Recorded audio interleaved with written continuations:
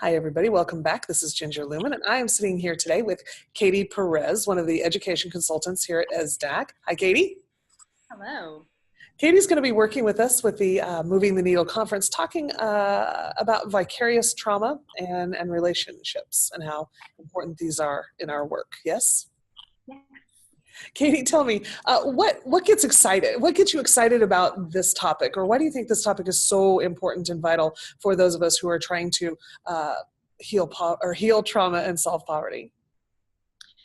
I think it's hard because we get so emotionally invested in our work that sometimes we give too much of ourselves and we forget that there are some really great risks to putting so much into other people. So it's something that I've seen happen to myself. I've experienced it, didn't know what was happening at the time, and definitely needed to take a step back because it started to have a negative impact on my life.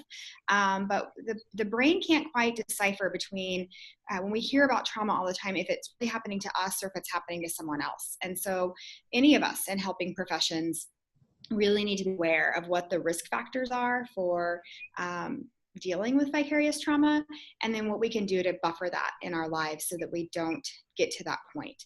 I've seen it happen to not only myself, but so many of my colleagues, especially now as so many more of us are focusing on this work.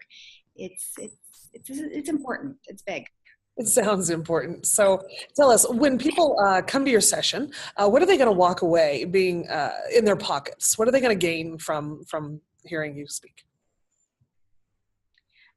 Hopefully the first is just a validation that maybe some of the things that they're experiencing are really happening. I think sometimes we think that that because it's not me who went through the trauma, it's not okay for me to be having a hard time dealing with hearing about the events that other people have experienced.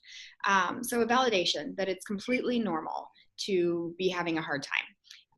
That's probably my primary goal. To go along with that, though, is an understanding of what already exists in your own personal life that makes you more susceptible to being at risk for vicarious trauma. And then on the tail end of that is a list of strategies, a handful of tools, some resources for how you can better protect yourself so that you can help students or the other people that you serve in their own journey to heal trauma in their own lives. Yeah, it's hard to help others if we can't make sure we're healthy ourselves as we go. Excellent, excellent. Folks, if you're interested in this, make sure you check out our Moving the Needle conference. It's in Wichita, Kansas, October 8th and 9th, and you can find out more at movingtheneedle.esdac.org. Thanks for being with us, Katie. Absolutely, always fun.